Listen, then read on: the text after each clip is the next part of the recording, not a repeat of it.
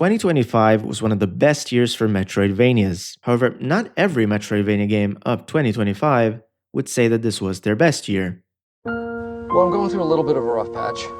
Whole year, actually. Today's example of just that is a title known as Possessors, a game that released at the tail end of what was a pretty remarkable lineup. This is the fourth game by studio Heart Machine Games. It might also be the last, the keyword there being might. At the time of writing this review, the studio, or what's left of it, is still up and running, but how long that'll last, only time will tell. So far, it's not looking good. For your sake and mine, I'm not gonna open this video with a half-hour segment talking about the studio's pedigree or some shit like that, like a total LARP. All I will say is that this isn't the first Heart Machine game that I've played, but it is the first Heart Machine game that I've finished. I'm not sure why I never stuck around for Hyper Light Drifter. I guess my mind just drifted onto some other game, I guess. But I have stuck around for Possessors. I've seen the end credits, I've seen the reviews at launch, and I have some thoughts. Different ones. Spooky stuff, I know. First of all, is the game worth buying? This originally launched for about 20 euros, that's $20, and given that I myself waited for a sale, obviously, no, I don't think I would have been happy paying that much. It is standard pricing for most new Metroidvanias, but when the current gaming culture puts this much stock into how many hours of gameplay per dollar you can get, irrespective of whether it even measures up to quality standards, or even if it fits your own personal preferences, or even the game just having basic decency to respect your time, it's just not hard to see why releasing Possessors during Silksong season was a horrible idea. Barely even half a year later and this game's already sitting with its base price cut in half. If I knew I was gonna get it on sale for next to nothing, I might as well have asked for a review code. The current $9.99 price is a pretty good deal on this game, and should have cut back down to $2.99 on discount in the summer sale, which is the price that I got it for. Metroidvania players should consider this one. There's never been a better time to try it out for yourselves. In this video, we're going to tackle a few things: the aesthetics, gameplay mechanics, sound design, story, themes, and how all of this comes together to give Possessors its specific identity. I don't expect you to be convinced to buy the game or anything. This is mostly just a post-mortem, a dissection of a game whose trajectory and downfall I found to be interesting. And as someone with little to no history when it comes to Heart Machine's games, I figured this would make for a pretty different take on the game compared to what is currently out there. Before we take a ground slide straight into the game's contents, I'm just gonna take a second to plug my Patreon. If this video or any other videos of mine you'll hopefully watch after this provide any value, insight, or entertainment, consider supporting me on Patreon through the link in the description or the pinned comment. For alternative ways to support the channel, even something as simple as watching the video to the end, that would mean a lot to me. Just grab something nice to eat or drink and let's get this video started. Like the video, subscribe, ring the bell, and enjoy the ride.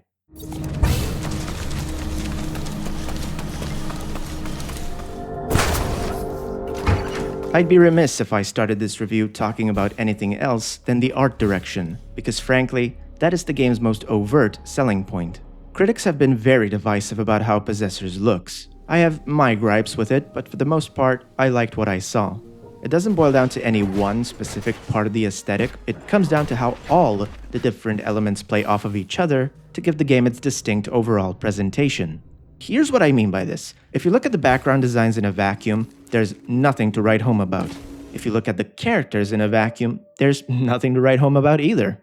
And that's what you're gonna see the whole time. But put them in the same image together and you get something that's greater than both. The resulting contrasting effect, the juxtaposition, is doing quite a bit of heavy lifting here. The finalized aesthetic draws from some inspirations that I've noticed. Right off the bat, Possessors reminds me of Playdead Studios' revered title, Inside. Low poly backgrounds, very simple looking, deceptively so.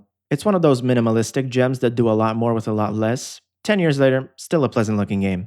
All thanks to its art style. Graphical fidelity be damned. This design approach comes with a very interesting trade-off. It doesn't make for the most riveting backgrounds, but this also means that the foreground takes center stage, preventing all kinds of distractions. These kinds of backgrounds work strongly in favor of a game like Inside, given it's a highly curated linear experience with pacing that is all killer no filler. It won't always translate well to a Metroidvania setting though. It's an inversely proportional relationship. The more open-ended and ambiguous a Metroidvania is, the less the simple backgrounds will work in favor of the game. In Metroidvanias, you're expected to traverse and backtrack biomes enough times to know the map like the back of your hand. This can make the low poly backgrounds start to feel repetitive and risk boring the player much quicker than in other Metroidvanias. This is especially noticeable in the early hours of Possessors, as this will be the most confusing period of exploration, and also the least eventful one combat-wise. Make a mental note of that last sentence, because once the game starts to open up with its new abilities and weapons, backgrounds start to transition from aggressively dull anchors holding the game back, to highly valuable assets that enhance readability for combat encounters. The foreground's got a bit of a different progression going on. Right off the bat, character designs are a lot more striking from minute 0.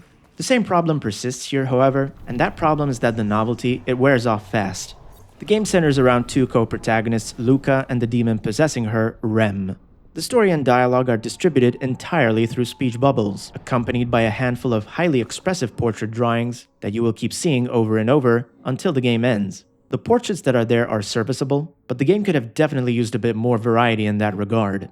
Possessors is exhaustively story-driven for a Metroidvania game, and you're going to be seeing these portraits and dialogue boxes a lot.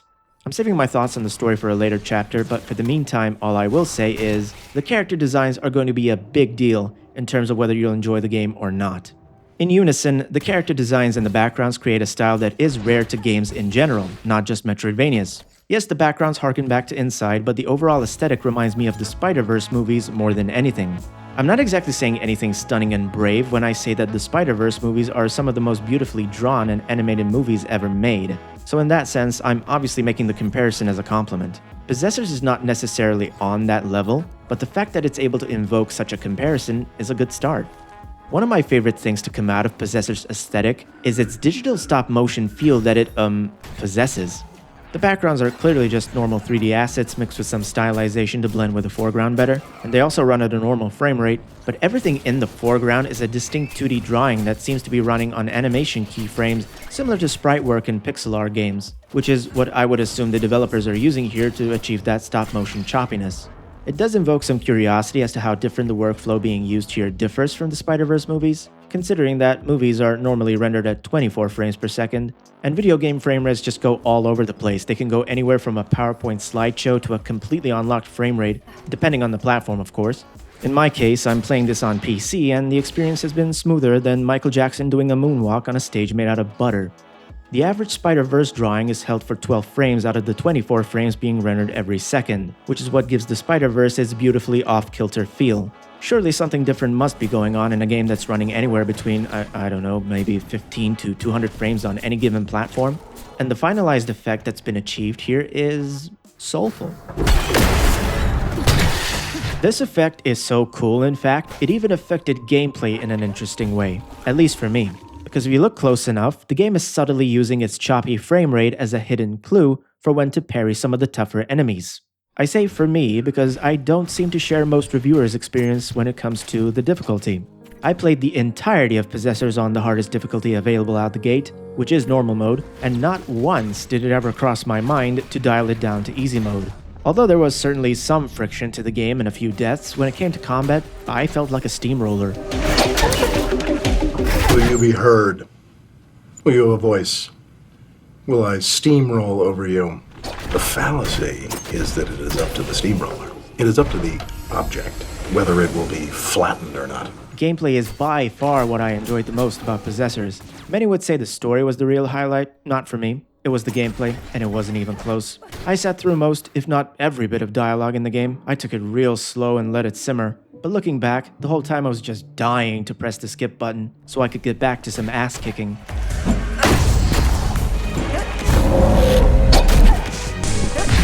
Possessors doesn't have the most complicated combat system or anything.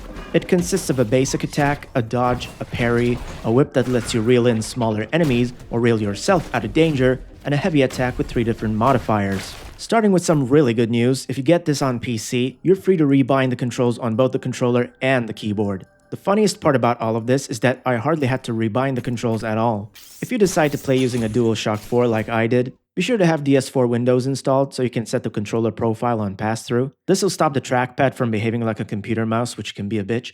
It'll save you a lot of headaches. I did switch to keyboard and mouse while the controller had to recharge, and although I much preferred using a controller, I would say that playing this on a keyboard isn't nearly as bad as I thought it would be.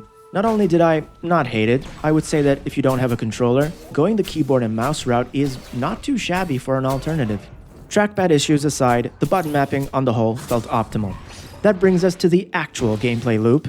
Possessors is a very straightforward Metroidvania. Traversal consists of your average standard abilities you've seen in other Metroidvanias, and gameplay-wise, it plays a lot like a beat-em-up side-scroller. I would say its closest relative in the Metroidvania genre is the game Cookie Cutter, though it also reminds me of the Guacamelee games and that one overlooked character action series from back in the day called Shank. I'm somewhat amazed no one's tried to turn that into a Metroidvania just yet. Combat consists of weapons and special charges, which are kind of a hybrid between Castlevania's sub-weapons and special attacks from beat-em-ups. Hitting enemies with basic attacks fills up your charge nodes that are displayed underneath the health bar. You fill those and you can use up to 3 different charge abilities at any given time. All 3 equipable charge attacks are mapped to the same button. Pressing triangle or Y activates the main charge attack, but holding the left stick up or down will modify it to activate one of the other 2 abilities. When it comes to main weapons, the options are limited.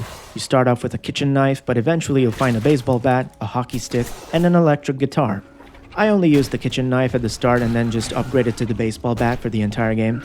I found the hockey stick was a bit too samey and redundant, and somehow I beat the entire game plus a whole bunch of side quests without ever finding that electric guitar. I did go back after the credits to get it, and it's got a pretty awesome moveset, but again, it just feels too similar to the baseball bat, so frankly I wasn't missing out on much. With its equally crazy damage and reach, plus the knockback, the baseball bat might actually be the best weapon in the game. On the flip side, the special charged sub-weapons come at a greater variety. My loadout for Luca consisted of the computer mouse, the suplex, and the katana. The first 2 were some of the earliest unlocks, and they were just way too fun to swap to anything else. But there are definitely some interesting alternatives, like a pair of glasses that can buff your counterattacks, a cell phone that lets out some sort of shockwave EMP for AoE damage and crowd control, a bowling ball that can flatten an entire row of enemies, and even a skull that can attack enemies for you for about 10 seconds. There might be more that I'm not remembering, but overall, there's a good selection of gadgets to play around with. I do recommend, however, to pick your darlings, so to speak, because from my experience, you can only upgrade a handful of weapons. That doesn't mean you should rush to buy your upgrades, but it does mean you should start narrowing down the things you can afford to commit to as early as possible. There are plenty of merchants scattered throughout the world of Sanzu, but by far the most important one goes by the name of Beverly. Every single weapon and sub-weapon has a thing called affixes, which basically works like charms, but a bit more streamlined. You don't have to worry about not exceeding a number of points like in Hollow Knight. A slot is a slot regardless of which affixes you equip. Every merchant, including Beverly, can upgrade your weapons to hold more affixes, which cap at around 3 slots per weapon. But what Beverly also does is upgrade your health-related items, including the health bar itself and the number of heals before needing to rest at checkpoints. This is where the game's open-endedness comes at a bit of a double-edged sword. You can literally play half of this game without ever even coming across Beverly, and that's accounting for the fact that her boss fight is a requirement for the story to proceed. This matters a great deal because it puts a damper on the game's sense of progression, one of the primary drivers that tends to attract the Metroidvania crowd in the first place. You will constantly be picking up things that clearly have a purpose for upgrades and yet have no means to use them. You know how some games they get announced way too early for their own good, to a point where by the time it's out, everyone's either forgotten about it, moved on, or turned to dust? Well, that's kinda the impression that Possessors inadvertently creates with these early findings. It is great that the map is as open-ended as it is, but I also believe that the very mechanics that progression depends on should not be as aimless as the map itself. Those 2 ideas are not mutually exclusive. I believe a small bit of funneling at the beginning can go a long way in giving the rest of the open-endedness a sense of purpose. Everyone keeps saying it's about the journey, not the destination, but when's the last time a fucking pirate ship set sail without the prospect of plundering in mind? We all like to think we value the friction it took to get to the outcome more than the outcome itself, but this only happens in retrospect once the friction is gone. The nostalgia that forms after this absence, it can severely cloud judgment.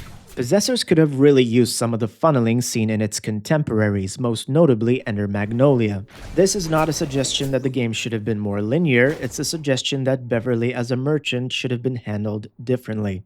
One option would have been to simply impose a skill check and force the player to fight her a lot sooner, at the risk of being less experienced and less prepared, of course.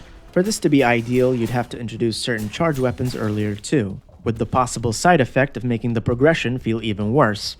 The other option would have just been to make her abilities accessible across all merchants, which, while I wouldn't be opposed to it, it would take away the one and only distinction that sets Beverly apart from the other merchants. Then again, take away that distinction and what's really left of Beverly that stands out?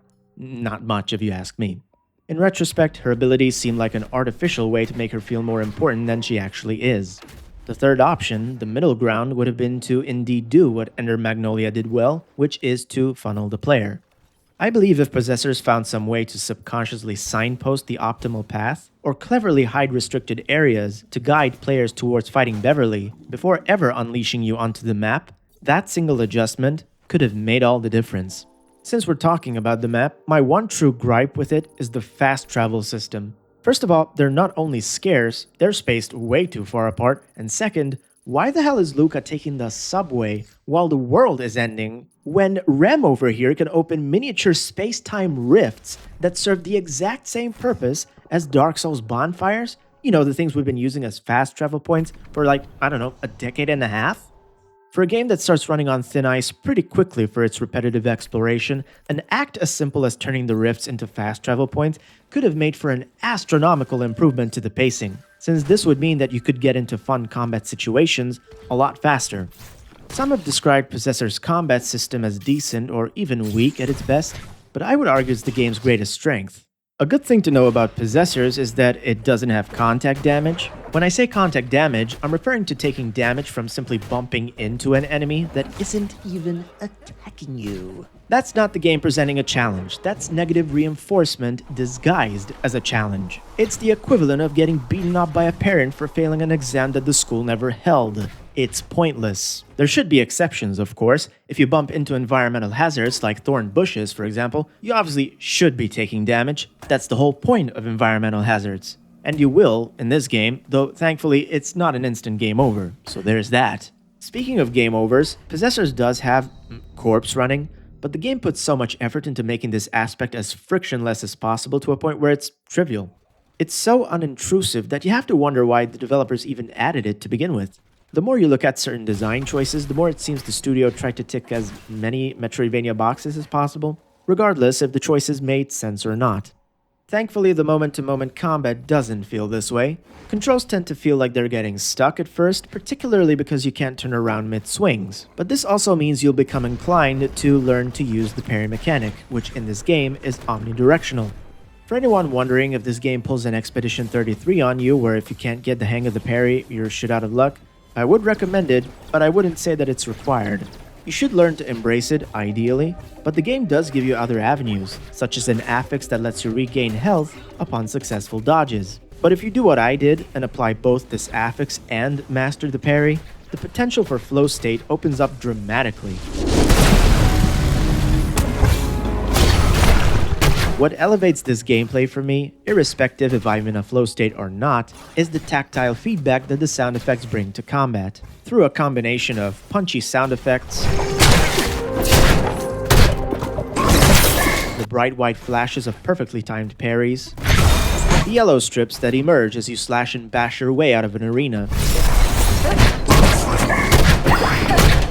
paired with the almost melodic sounds of enemies winding up to attack you, it all just comes together to create this almost Kill Bill-ish choreography that genuinely felt exciting at times. This is a game that thrives on chaos, which is why the boss fights are one of the game's strong suits. And I think even the developers knew this because there seems to be a much greater variety of bosses than actual enemies.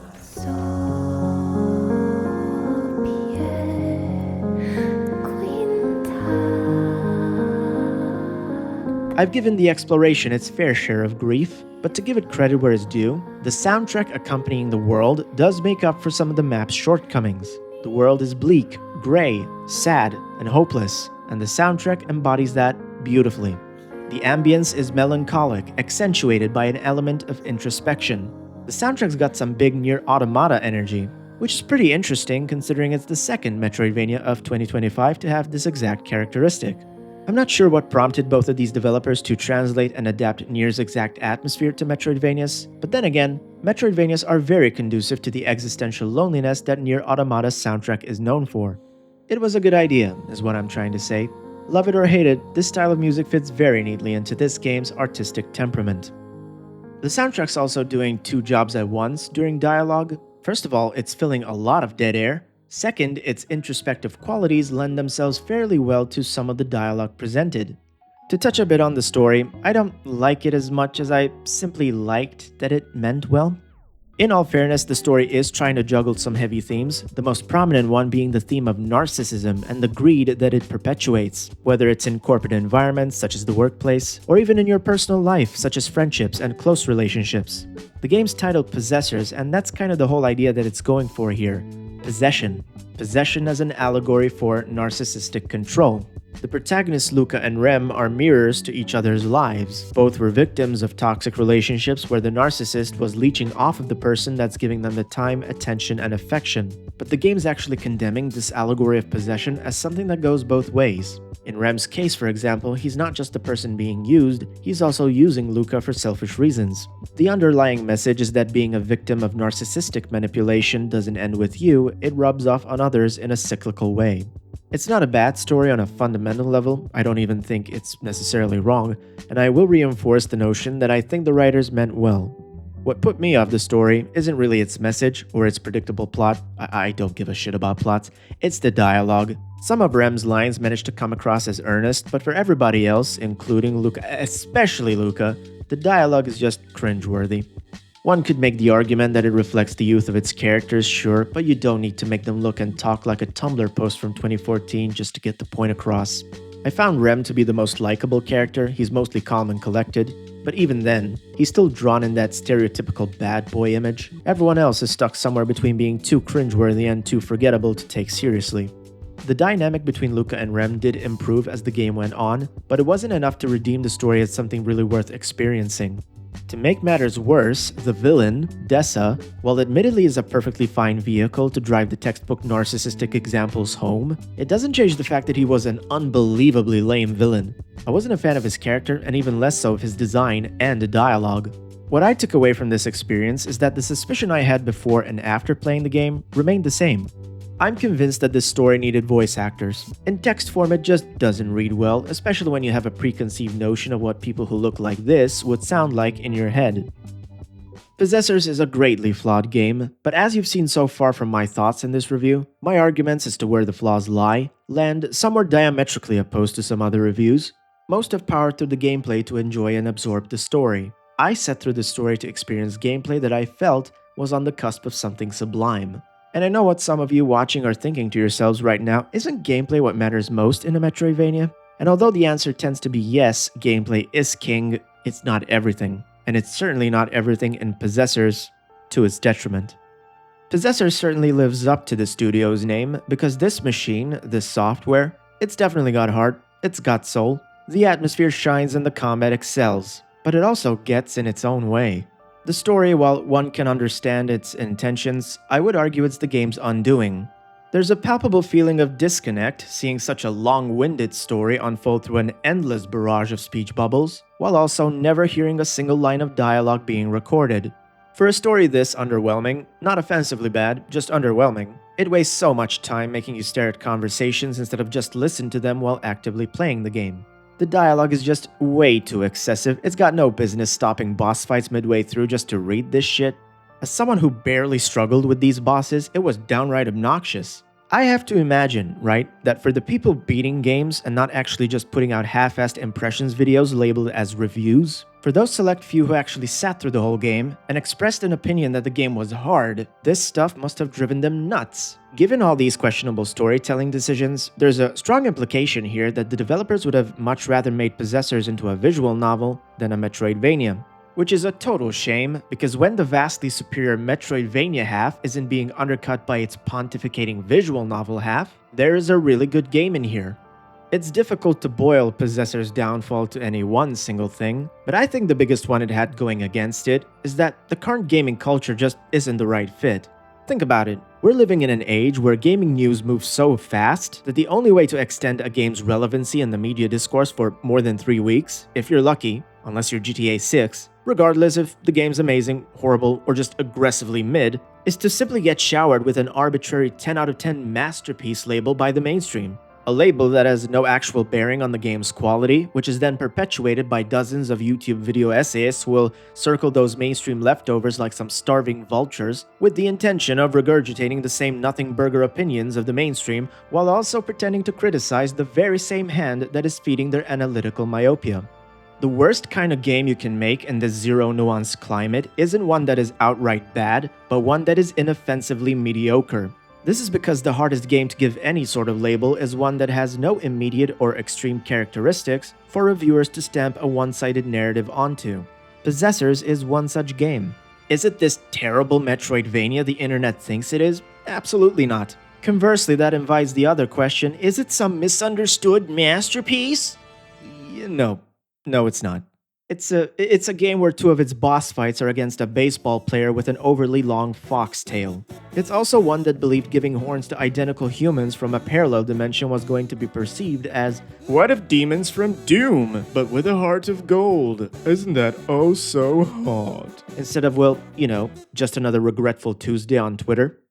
It's not something anyone whose emotional maturity graduated past the age of 14 would get hung up about, but when all of this is juxtaposed with a story that takes itself overly seriously, it does suggest that the game is under the impression that it's more profound than it actually is. It is ultimately a disservice to the interactivity that is left after the fact. Had the game put more eggs in the gameplay basket, Possessors could have easily become one of those cult classic games that cultivate a video essay scene that is ironically more lucrative for the essayists waxing poetic at tourists than it is for the actual developers selling the game.